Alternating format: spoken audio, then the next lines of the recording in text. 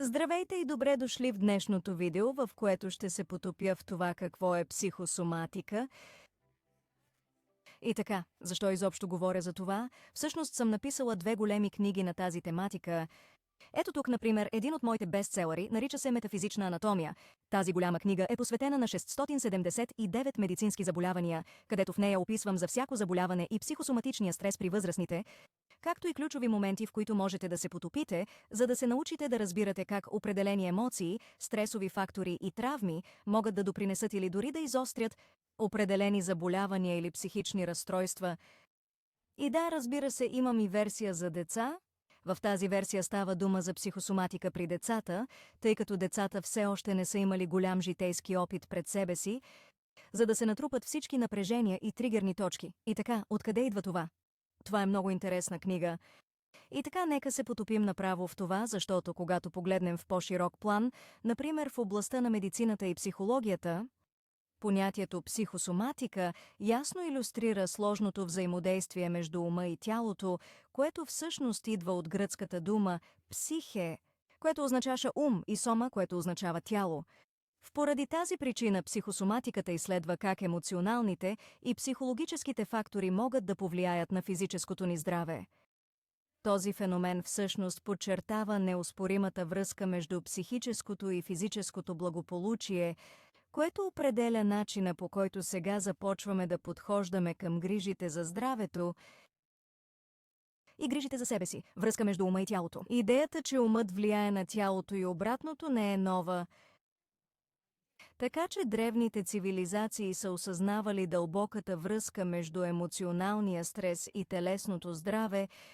Въпреки това, всъщност през 20 век психосоматичната медицина придобива известност като почти легитимна област на изследване.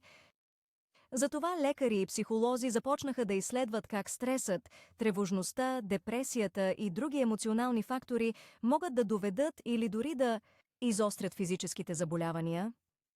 Точно това правя и през последните 15 години, след като съм работила с 6000 души, лице в лице, и съм преподавала в 40 държави. Започвате да виждате много модели и алгоритми между хората.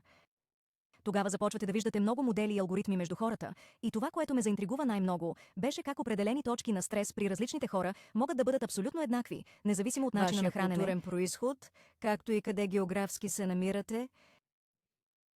Действащи механизми. Сега, психосоматичните разстройства се проявяват по различни начини, често включващи и задълбочаване на съществуващи състояния или появата на нови. Така че механизмите, които стоят в основата на тези връзки, са многостранни. Реакция към стреса.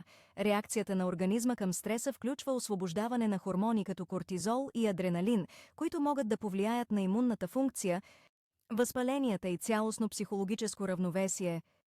Така че хроничният стрес всъщност може да отслаби имунната система и да направи организма по-податлив на болести.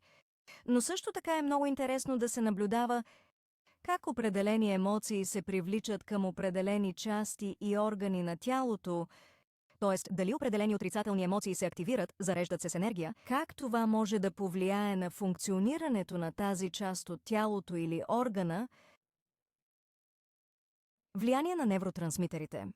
Мозъчните невротрансмитери, които регулират настроението и емоциите, също играят роля и за физическото здраве. Дисбалансът в нивата на серотонин е свързан с състояния като синдром на раздразнените черва, IBS и дори мигрена. Възпаление. Сега хроничният емоционален стрес може да доведе до нискостепенно възпаление в организма, което да допринесе за развитието на заболявания, като например сърдечно-съдови заболявания, диабет, както и автоимунни заболявания. Възприятие на болката. Сега психологическите фактори могат да повлияят на начина, по който хората възприемат и управляват болката, така че емоционалният стрес всъщност може да изостри симптомите на болката, което прави лечението на състояния като фибромиалгия или хронична болка в гърба много по-трудно.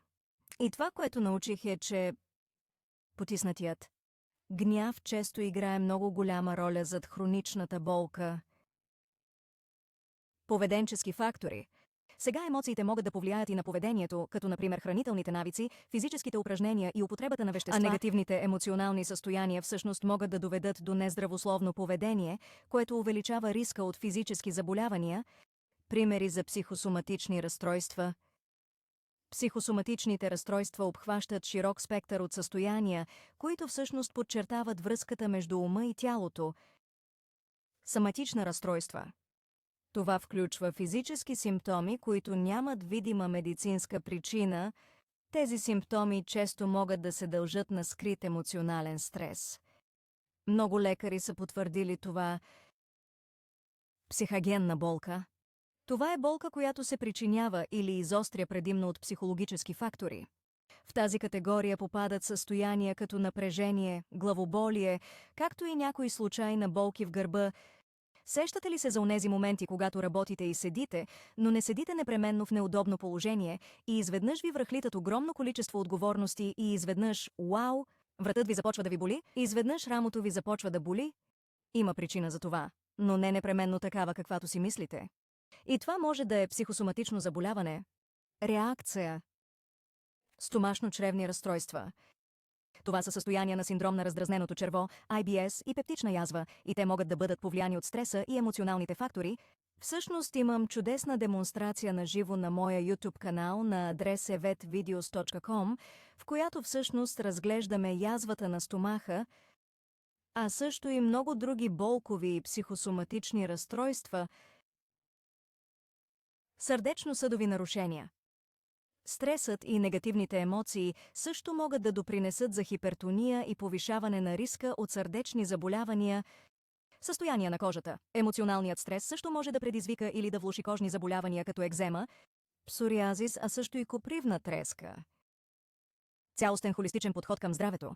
Ето, че признаването на психосоматичните взаимовръзки доведе до огромна промяна в парадигмата на здравеопазването, тъй като холистичният подход, който отчита както физическото, така и емоционалните аспекти на здравето, започват да набират популярност. И аз също съм дълбоко запленена от тази тема, както можете да видите от тези големи книги, които съм написала. Имам 19 книги, но тези две са ми абсолютно любими.